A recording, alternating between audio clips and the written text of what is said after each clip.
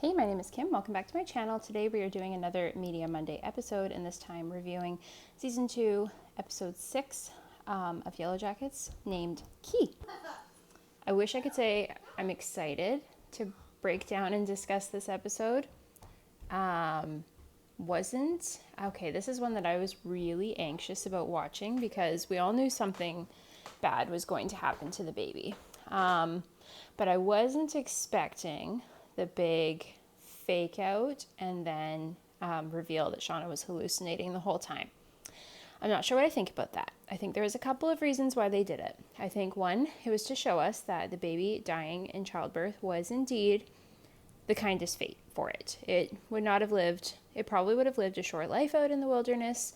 As we could see during the hallucination, Shauna was struggling to feed him because she wasn't able to produce milk. And I really don't think things would have turned out well for him. But it was still tough, seeing the end and the fact that he did actually die. So anyways, normally I rewatch the episodes a couple of times. I always find the second viewing is much better than the first one. I pick up on things I wouldn't have noticed. I make connections I didn't notice the first time I watched. So I did watch this one twice, but I don't think I'm going to watch it again besides that. Because like I said, it was a tough episode. But I did rewatch a second time so that I could make notes and break down the video in a more informed way, I guess. So anyways, let's get into it. So the episode opens with a scene of pre-crash. I guess I would say 1995 or early 1996, pre-crash with Coach Ben teaching a sex ed class, and it happens to be the module of childbirth. And the only one paying attention really is Misty Quigley, which should be no surprise to anyone. What's kind of interesting about this episode is that we have Teen Jeff passing notes to Shauna, and he says, "I can't stop thinking about the way you nailed that tutoring session. Can you tutor me again?" So it's clear that they've already, things have already happened between them. So probably more than the 2 times we know of already. I think it's been an ongoing thing for a while. Just my own hunch. Shauna hands the note back to him and says, "Poppies, Jeff. Jackie likes poppies," which really interesting choice for a favorite flower, poppies. I wonder if there's some sort of significance to that. She's a fallen soldier, maybe. So I was a little disappointed that we didn't see teen Jackie in this scene. That would have been really fun to see Ella Purnell again, but I understand she might not have wanted to come back just for one quick scene. But it would have been really cool to see her. Also, there's different actors for Jeff and for Randy, but it is the original Teen Jeff's voice that we hear voicing over in the scene. So I guess maybe those actors just weren't available. So back to the regular 1996 wilderness timeline. Shauna is in labor and Misty's freaking out. The scene ends with her just staring what do I do? Adult Misty is checking into the compound and she's emptying the contents of her purse, and we see the contents of her purse before we see her, and there's brass knuckles and all this crazy stuff, and I thought actually that it was Natalie's purse. I'm not sure why I thought that, and then realized obviously no, it's not her. But yeah, it's Misty. Why does Misty have brass knuckles? Funny, but anyways, her phone is taken away too. They're not allowed to have phones. They're only allowed to use the landline for approved purposes, totally normal cult stuff. Lottie sees her and comes up to her, and she's not very happy to see her, and Misty's kind of giving her this really interesting look. She's like, "I thought you'd be more happy to see me." And it makes me think back to the pilot in, season 1, where it seems like Misty is sort of like the Antler Queen's right-hand woman. She's the one who brings the meat for the feast, and, she has an important position. So I'm very interested to know what happened between them. As Lottie takes Misty's hands, it looks like she has a little mini vision or something, or senses something, and she's like, "Wait, can you stay?" And we find out later what that was. Adult Shauna gets a call to go down to the station for an interview, and Callie has to go too. Jeff is freaking out, of course, and Shauna, man, she makes the weirdest comment. She's like, "Honestly, Callie, it really would have been better if you had slept with him," meaning Jay or Matt. Who says that to their kid? Wow. I was dumbfounded, honestly, as a parent. So we go back to teen Shauna, and her labor's not going well. Things are getting hard, and this whole episode, I was so moved again by Ty's support of her. We saw that in season 1, when Ty supported her through finding out she was pregnant and considering trying to give herself an abortion, trying to help her through that. And then we see her supporting her through the birth. She says, "You can do anything," and it's just like tugs at the heartstrings. Ty is such a good friend. Then we go to adult Nat at the compound. She is doing some target shooting and not doing well at it. She's missing. So it seems like she hasn't shot a gun in a while. I wonder why. Lisa approaches her. Nat says that she should leave her alone. She is blaming herself for Travis's death. She thinks it was her fault because when she had the overdose, which we saw in the last episode, she told Travis that she saw the darkness, and then that made Travis go and look for it himself, and then he was accidentally killed in the scene with Lottie, which we saw in episode 1 or 2? I can't remember, but one of the episodes this season. Lisa is trying to be encouraging. She says, no, something bad was already in him. She says, maybe we brought it back with us. Maybe we did all the bad things to survive. Maybe they got to the point of enjoying them, and that is what she's struggling with. So adult Van and Ty are at Van's house. Ty wakes up. We saw in the previous episode, Van had the interaction with the bad one. So Van tells Ty about the bad one having kissed her, and she's not happy about it. And Ty is very apologetic. But she also tells her about what the bad one said about this isn't where we're supposed to be. And they are wondering, who's we? Our families? Is it the two of us? Who is we? So I think that's what the episode's name is based on, the who. Also possibly, I think the name might be, just going off on a little rabbit hole for a sec, I think the name might be based on when Shauna is holding her baby later in the episode and she says, I can't wait to see who you're going to be. Like, we see who repeated a lot throughout this episode. So that's what I was thinking. I was actually, for a moment, I thought that the word translated to why, just because, I'm not a very good Canadian. I can't speak very much French. And that made more sense to me because at the very end of the episode, Shauna is yelling, why? Can't you hear the baby? But no, it's who. So anyways, they're trying to figure out who the bad one was talking about. Okay, so then we go back to the wilderness and the labor isn't going well. There's a lot of blood. Misty freaks out. She's still dealing with trauma from what happened with Crystal in the last episode, with her accidentally dying and Misty trying to perform CPR. So she's having a hard time and she steps away. Akila steps in, pets her little mouse for a little support, nothing like a little side of hantavirus along with childbirth. Nat begs for Ben's help because he was the one who taught them the health class. He says, no, I can't help you with this. And it's just like so frustrating. I was really rooting for Ben up to this point, but come on, you are the only adult role model that they have. And you can't at least give her some emotional support. Like, I know he's also kind of losing it at this point, but I was disappointed in his actions. So he refuses to help Shauna and walks away. I'm wondering if this is going to be, like, the only one who's really on his side at this point is Nat. And after her begging him for help and him refusing and walking away, I'm wondering if that's going to change how she feels about him, because she has been his biggest supporter till now. Not sure. Travis then takes, there's a skull. I'm not sure what kind of animal skull, but anyways, Travis takes it down from the wall and puts it on the table. And Lottie says, we need offerings. They all put little things down. Travis cuts his hand and drips blood over it. And yeah, they're all trying desperately to make offerings to the wilderness. And Lottie turns to Travis and says, the wilderness recognizes your sacrifice. It gets creepy. So adult Lottie is seeing her therapist, and she is describing this feeling to her therapist of something in her that's really pushing her towards her past and what happened out in the wilderness. She also says she's afraid that she's not actually mentally ill and that she was actually right about everything that they felt out there, and that there was indeed some sort of force out there that was pushing them to do things, or she says some god of that place that pushed them to do terrible things in its name. interesting.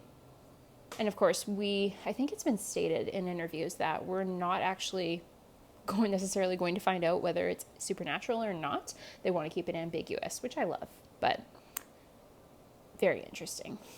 Lottie also thinks it's kind of weird that all of the adults keep showing up. That all the adults keep showing up wherever she is, and she's thinking that there's some kind of force drawing everyone together. So Misty is drumming with the purple people, and it's sort of like this exercise where it's supposed to like open up your emotions and allow you to process them. And so everyone's crying, or I mean, a couple people are crying. Misty's sort of like, okay, like, the guy next to her says something about Walter desperately trying to get a hold of her, and she's sort of like interested, but also not.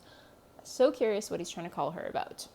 Is it business or pleasure?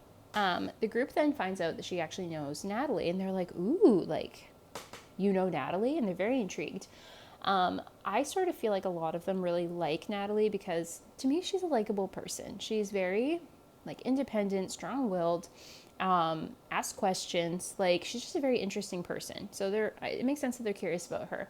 But I think it's also like they're just curious about what happened in the wilderness. And of course, Lottie's not telling them what she went through, but maybe they're hoping to get more information out of Natalie or Misty. So Misty says, if you're done crying, I could tell you some stories. So back in the wilderness, the birth is not going well. There's a lot. Oh, I already mentioned there's a lot of blood. And Ben is sort of like disassociating between like seeing Paul and being with their friends and playing some sort of game, like charades or whatever, and being in the cabin. And at this point, his hallucinations are blurring, and what he's seeing is a blend of the cabin and the apartment, which is interesting. Like, we see the hearth that is in the cabin being a part of the apartment, which makes no sense. Then we go over to Shauna. The placenta comes out first, which is not good. And if you do a little Googling, it's placenta previa, which if you're not in a hospital, the baby doesn't have much of a chance of survival. Lottie goes to get Misty because she's really their only option at this point. And she says, Crystal might be gone, but you can still save our baby. So number one, can she sense that Crystal is no longer with them? I kind of think so, because she sensed that Javi was still alive. So I think she's able to sense that Crystal is gone. But again, it's Lottie. No judgment. She didn't judge when she saw that Shauna had been eating bits of Jackie. Like, she's an interesting person, but she's also kind of losing it at this point, because she says, you can save our baby. Like, our? Really, Lottie? So Callie and Shauna go to the police station for separate interviews. Shauna tells her not to talk to the cops without a lawyer or without Shauna present. But they go their separate ways. And Callie's being interviewed by Kevin, and Shauna is being interviewed by Jay/Matt. So Ty and Van, we go to them again, the adults. And Ty asks Van about all the bills in her trash. She's like, you're probably going to lose your business if you don't pay attention to this. Van says, I'm supposed to help you with your life. You're not supposed to help me with mine. Very defensive. It is so clear to me that something happened between them that Van is still really pissed about. And I'm so curious what it is. I really don't know. Misty calls Ty, and Ty's like, I don't have time for you. I gotta love the way they all treat Misty. But she tells her about the compound, and she says, yeah, it's a bunch of granola losers, but the food is incredible. I feel like I need a t-shirt made that, says granola loser on it, because I love that. Being from BC, if you know, you know. So at the cabin, the teens are chanting desperately. We hear the wilderness, and it hears us. They're all crying. They're holding hands. It is a really moving scene.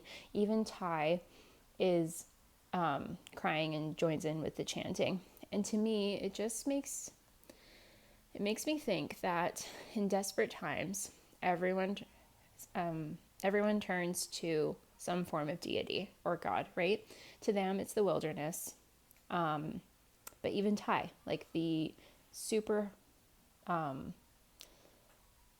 intensely atheist of all of them, who never believed in any of the stuff going on up until now, who never believed that the seance did anything, even she is crying and chanting to the wilderness at this point. So it's both moving and very, very creepy. And you can just see how this event, although, yes, we're disappointed that the baby didn't make it, because I really was hoping that the baby would end up being a major character, or there'd be some kind of twist or something.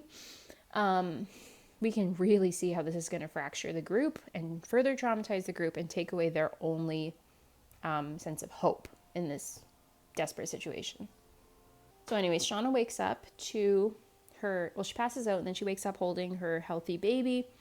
Of course, having viewed the episode, you'll know that this is all a hallucination. There's little hints that show that throughout the episode. Anyways, everyone is so happy that the baby's okay, and that's the end of that scene for now. So Van and Ty are heading out to Lottie's. Van's not planning on staying. She's just going to drop off Ty and go. And she says she wants to leave the past in the past. And then Ty teases her, like, you live in the past. You have all these vintage t-shirts and you own a VHS store. And Van says, I like to be in the part of the past where I actually thought being happy was something that was possible. So incredibly sad, and goes back to the whole theme of trauma and how it just breaks a person. She also comments about giving up on love, basically. So then we go to adult Nat. Lisa brings her the 14th Gilly, and she says that you need to be responsible for something innocent. Or you need to be responsible for something other than yourself.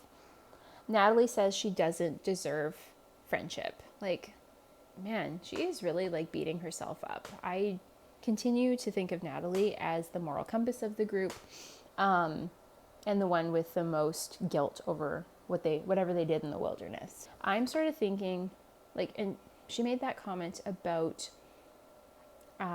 maybe they did everything just to survive. Maybe. I feel like a lot of the group ended up enjoying it, and we saw that earlier on in the season. Shauna like enjoyed holding that man at gunpoint and threatening him. I feel like Nat just did it all out of survival. So the baby is crying and Shauna can't feed him. Natalie says it's probably because she's starving that she's unable to produce milk. And as I was watching the first time, I was just thinking, like, I hope they don't do this. Like, because there's no hope. They can't get formula. Nobody else can feed the baby. If Shauna can't produce milk, that baby is starving to death. And I was just beside myself watching this. I actually had to sit on my phone while sneaking glances watching, because I did not want to see a baby starve to death on screen. Because at this point, I thought this was still reality. They take Shauna into Ben's room and set her up with the baby in the little crib. Ty brings in the crib for her and then just gives this look and turns away, like trying to hide her tears as she runs out. And I'm sort of thinking two things. One, in this hallucination, she and the other girls know this baby is probably not going to make it. Shauna can't feed the baby and it is probably going to die. Two, I think that this hallucination is interspersed with bits of reality, and that Shauna is seeing what is actually happening in reality pop in here. So it makes sense that Ty would have been devastated and crying about the baby dying in reality. Jeff is sitting outside of the police station listening to NWA F the police. I just continue to love Jeff because I can really empathize with him. This is probably the most badass way he can express his emotions, for a white suburban dad. And I feel like I would be very similar. Even sitting there blasting music like that outside the police station is the biggest, that's about as far as it gets for someone like him to stand up to the police or, express how pissed off he is. Gets a call from Ty and on Shauna's phone. And gosh, Jeff can be such a weirdo sometimes, but he's like, oh, sorry, she's in the bathroom. And they're like, oh, okay, maybe we can just call her back later. And he's like, no, sometimes it takes a while. And they're both the look Van and Ty give each other. They're like, okay, thanks for sharing, Jeff. But anyways, they tell Jeff about the compound that they learned about from Misty, that Lottie is running, and they are heading up in that direction. Yeah, that's about the end of that. So Misty is telling stories about Nat. to the purple people at a table, and Nat comes over and sees her. And remember their last interaction where Natalie was not very nice to her and told her to go home and leave her alone. But in this scene, she's actually different, and she is super nice to Misty, and she's like, oh, what happened to that guy you were with? Like, it looks like her last conversation with Lisa has changed her a bit. I feel like a part of why she's so mean to Misty is because, like she said to Lisa, she doesn't feel she deserves friendship. So I feel like that's why she pushes Misty away. I don't necessarily think it's because Misty did something messed up in the wilderness. I feel like Nat just pushes her away because she feels like she doesn't deserve friendship. Maybe. We'll find out. I know the other girls don't like Misty, but I feel like that more comes from Shauna.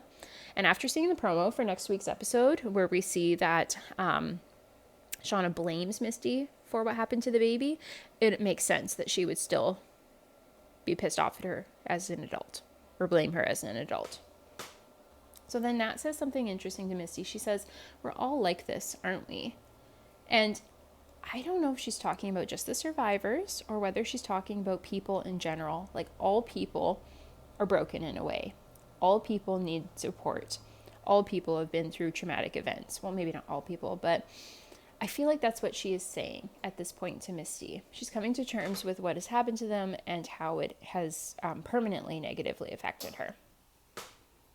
We have another scene of Shauna still unable to feed the baby, begging and pleading for this to work. And these scenes were like kind of hard for me to watch, because I remember having, like, I have 3 kids, and with all of them, breastfeeding was a struggle at first, and I ended up having to use like shields and things like that. And I feel like if I were in that situation, it would be so terrifying and so devastating to think my baby can't latch on, I can't feed them, or I can't produce milk for them, and there's no other alternative. Like, I just can't imagine. So Matt is interviewing Shauna, and Kevin is interviewing Callie, and we go back and forth between those scenes. And gosh, Matt is he's not my favorite.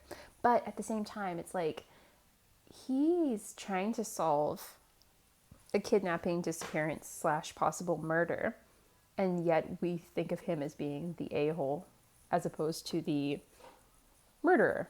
Like, I don't know why, but gotta love the anti-heroes we have going on in this show. Shauna admits to him that she never actually wanted kids, but she had Callie out of guilt to save her marriage to Jeff, who she only married out of guilt. So it seems like she doesn't want to love them, but she does in spite of herself.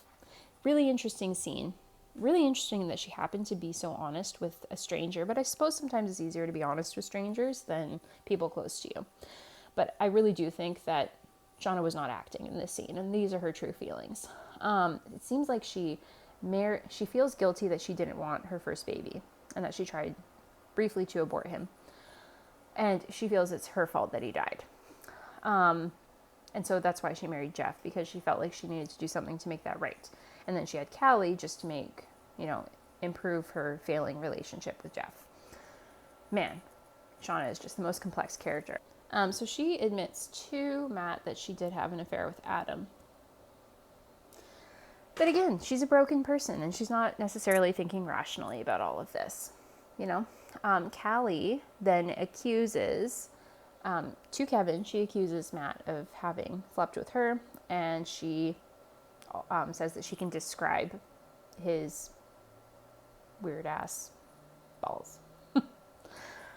Teen Shauna wakes up to Lottie trying to feed the baby. Creepiest scene. And then Lottie says this thing that has kind of stuck with me. She says, we need to feed. Is she, like, who's the we?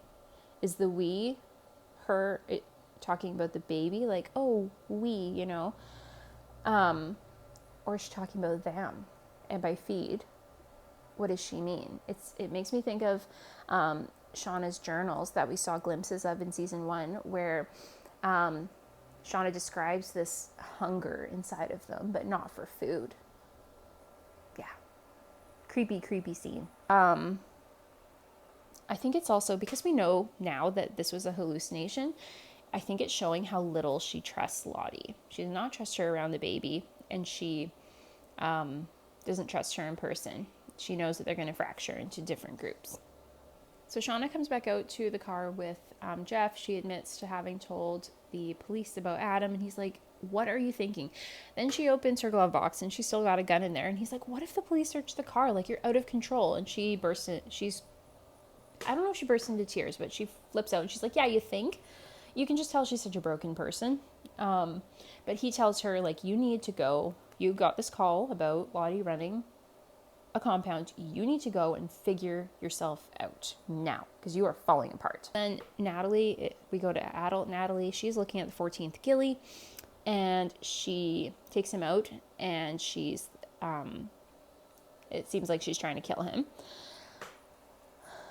She says, you'll thank me later because it's all a prison anyway. I was sort of thinking about the scene and wondering what the heck it could mean. I feel like it's a reference to her trying to kill herself in the first season, and he's representative of her. She looks at him and then changes her mind, puts him into the bowl, and feeds him. And to me, that represents the fact that she is planning on starting over again and nourishing herself and her growth as a person, and doesn't want to die anymore. So teen Shauna is still trying to feed her baby. There is this really, like, tough scene where she's holding him and she's apologizing for never wanting him, and says that she thinks that he could sense that she didn't want him, and then that's why he's not wanting to feed. And of course we know he's actually dead, but she seems to be blaming herself for him not doing well. She says she apologizes for that, but says that things were complicated with her and Jeff, and obviously Jackie. And she says she can't wait to see who he becomes. Again, emphasis on the word who, which we know in French is qui. Also, Sophie Nélisse is French-Canadian, so maybe that's why they threw that word in there. And she says, it's you and me against the world, kid. She finally gets him to latch on.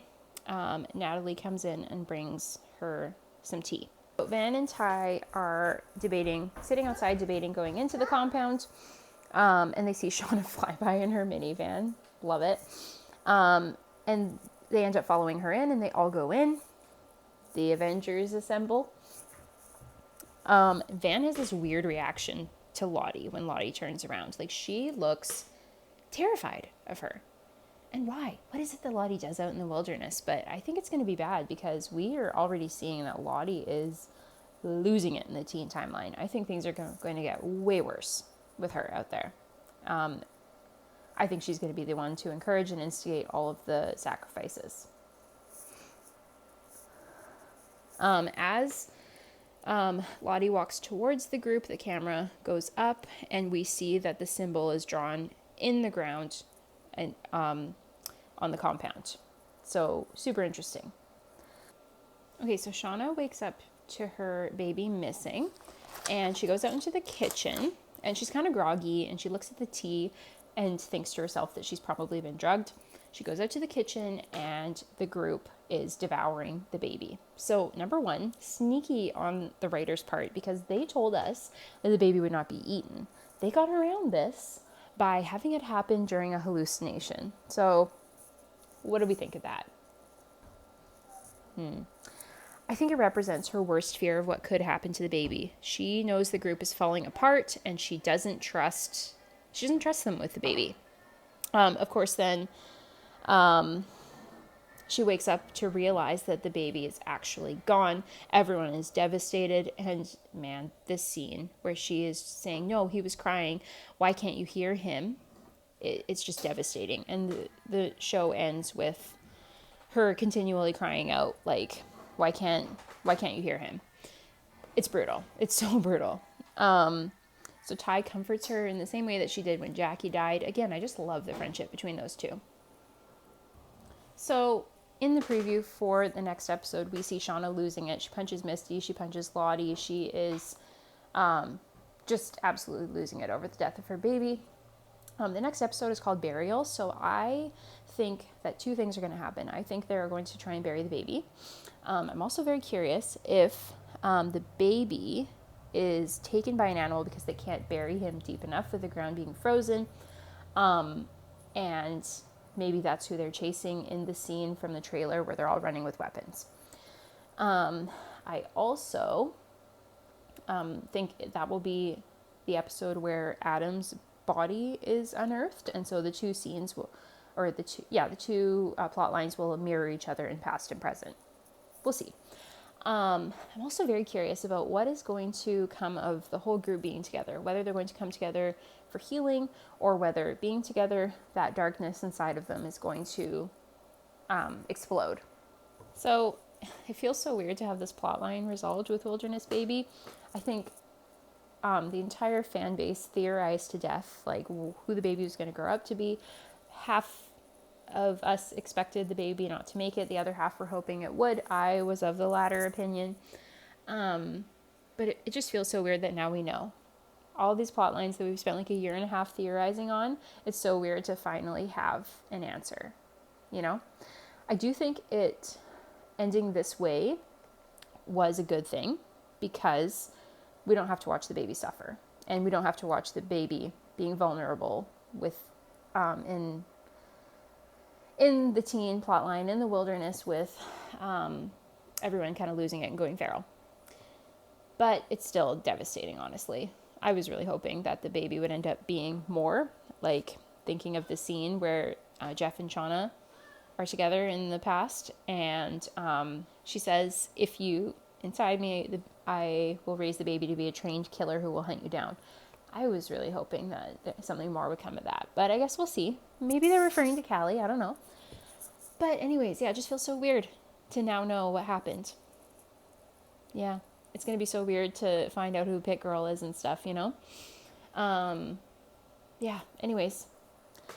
I was sort of expecting for the baby, Shauna going into labor, to be the cliffhanger of the season. So I'm thankful that we did get answers. Very curious to see what happens to the rest of the group after this. Gosh, the whole group chanting and sacrificing and stuff. I think that they are going to believe that that the baby's death was a sacrifice to the wilderness, which in turn saved Shauna, because realistically, she probably should have died, not having access to like a hospital. But we'll see. Anyways, that is it for my review and discussion of season 2, episode 6. Feel free to comment below with your theories, opinions on this whole episode. I know a lot of people were not happy about half of the episode being a hallucination, but personally I think it kind of fit, and I also think it was nice to, or not nice, but it was sort of like the writers telling us, you know, it sucks for the baby to die, but here is the alternative. It would not have been a good life for that baby. Anyways, that's all for today, so thanks so much for watching. See you in the next video.